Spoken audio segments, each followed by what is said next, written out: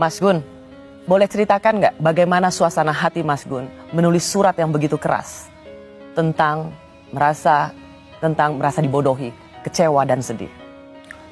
Ya sangat berat sekali. Bukan karena saya memuja Jokowi, karena mengharapkan sebenarnya Indonesia punya pemimpin yang bisa diandalkan kata-katanya. Negeri ini kan banyak sekali traumanya. Dari sejak, dan saya mengalami, yang tidak dialami banyak teman yang kebetulan lebih muda. Pergantian politik 65 yang sangat berdarah, kebetulan saya di luar negeri, tapi saya kan tahu. Kemudian Soeharto, perlawanan kami terhadap Soeharto, penculikan, lalu kemudian gejolak-gejolak yang lain, kerusuhan rasial, kekerasan-kekerasan lain terhadap minoritas, itu kan banyak sekali trauma. Kan itu perlu suatu dasar kepercayaan bersama, supaya jangan lagi terulang. Jadi ketika itu saya lihat Pak Jokowi nggak bisa saya pegang lagi, dan saya tidak melihat ada pemimpin lain saat itu ya, dan saya nggak sampai sekarang belum lihat, saya sedih loh. Kenapa Mas Gun seperti patah hati sekali? Patah hati terhadap siapa? Terhadap Jokowi, patah hati terhadap harapan yang selama ini begini ya, terakhir bukan. Eri Riana kan menghadap dipanggil Pak Jokowi. Mewakili Mas Gun ya, karena Mas Gun lagi di Bali. Bukan mewakili, dia bukan wakil saya. Terus dia ketemu dengan Pak Jokowi lewat Abdi. Dan Pak Jokowi tanya, saya harus kerjakan apa? Gembira kan Eri, karena mendengar. Kata Eri, kan begini aja Pak, kalau nanti MK sudah memutuskan atau akan memutuskan bahwa Gibran lolos, Bapak beritahu Gibran, jangan maju, kamu kembali lagi ke Solo dan kembali pada wali kota dan tetap kembali pada PDIP. Pak Jokowi bilang, kata Eri ya catat deh Mas, praktik waktu ada. Nah, jadi lega sekali Eri. Eri kan juga orang yang percaya pada Jokowi. Meskipun soal KPK dia lebih kecewa daripada saya. Tapi ketika setelah itu tidak ada pernyataan ini. Karena itu dusta ya. Lalu siapa yang bisa kita percaya? KPK tidak bisa dipercaya lagi. Mahkamah Konstitusi tidak bisa dipercaya lagi. Presiden yang kita sayangi tidak bisa dipercaya lagi. Lalu siapa? Jadi saya itu nangis, betul-betul. Bu Ageng itu, ngapa Pak nangis? Saya nangis itu karena saya itu merasa ikut berpartisipasi menyokong Pak Jokowi sejak 2014. Ini seperti amanah reformasi 98. Ingin mempunyai presiden contoh, role model, presiden yang baik, yang bekerja melayani rakyatnya. Dan dapat tahun 2014 itu. Ini kok kayaknya jadi.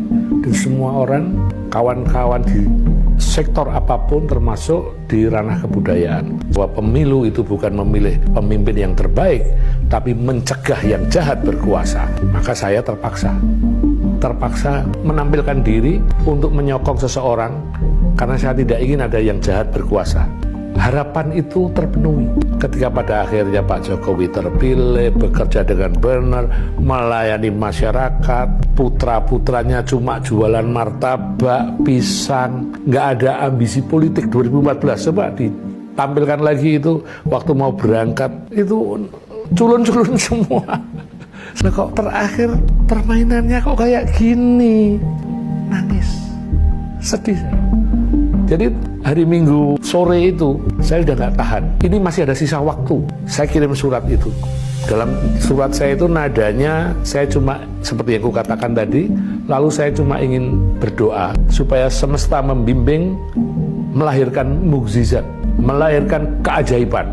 Karena dalam isu politik kayaknya sudah final semua. Pak Jokowi kekeh dengan keinginannya untuk goalnya memberangkatkan Mas Gibran jadi wakil presidennya Prabowo. Saya sedih, ini secara politik Mahkamah Konstitusi yang dilahirkan dari perjuangan reformasi 98 yang melahirkan sejumlah nyawa, kok cuma untuk main-main urusan domestik sebuah keluarga. Perkara domestik kok yang dipertaruhkan bangsa dan negara. Ini asuh banget. Terus terang ya, saya ini termasuk pendukung Jokowi. Saya juga menjadi duta besar tahun 2017 itu juga diangkat oleh Presiden Jokowi. Ya. Namun saya sangat kecewa.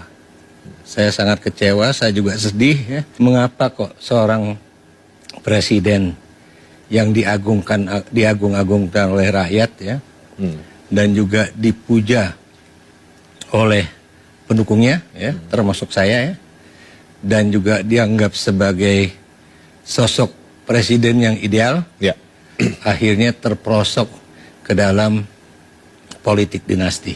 Ini yang menjadi suatu kesedihan saya ya. Urusannya kita mikirin Jokowi. Mau jadi gelandangan apa, mau jadi apa, ya itu nasib dia. Jenengan itu apa sih kan? Latar belakang dia kemudian berkonflik dengan partai yang sejak awal supporting dia, itu apa kan? Iya. Itu orang berani lah. Berani bertindak durjana segala rupa. Loh iya. Kalau orang itu mempunyai sesuatu yang barangkali sebutannya etika lah ya. Sopan santun, menjaga kepantasan hidup. Kecewa, tapi nggak akan berani frontal melawan Mbak Mega begitu. Dia marah karena minta 3 periode nggak boleh. Saya dulu juga pendukung Pak Jokowi seperti Kang Ade Armando. Jadi dulu saya ingatkan juga bahwa kami dulu bau-membau menolak 3 periode. Ingat kan? Karena kami pikir Pak Jokowi itu sama dengan kita. Tapi menurut elit-elit teman-teman yang Kang Ono, ternyata Pak Jokowi yang menginginkan. Ini satu perdebatan yang lain. Kami dulu mempercayai bahwa SMK itu benar ada. Sudah dipesan 6.000 unit, ternyata tidak ada. Kami dulu percaya bahwa IKN itu ada investor yang sekian ribu investor yang antri, ternyata tidak ada. Kami dulu percaya bahwa pada saat Pak Jokowi mengatakan anak-anak saya tidak ada yang mau berminat di bidang politik. Ternyata semua anak menantunya masuk di politik. Saya ingatkan lagi, dulu Pak Jokowi mengatakan beberapa bulan itu, bulan Maret 2023 kalau tidak salah, tidak mungkin anak saya menjadi calon wakil presiden. Baru 2 tahun menjadi wali kota, enggak logik katanya. Tapi beberapa bulan kemudian berubah.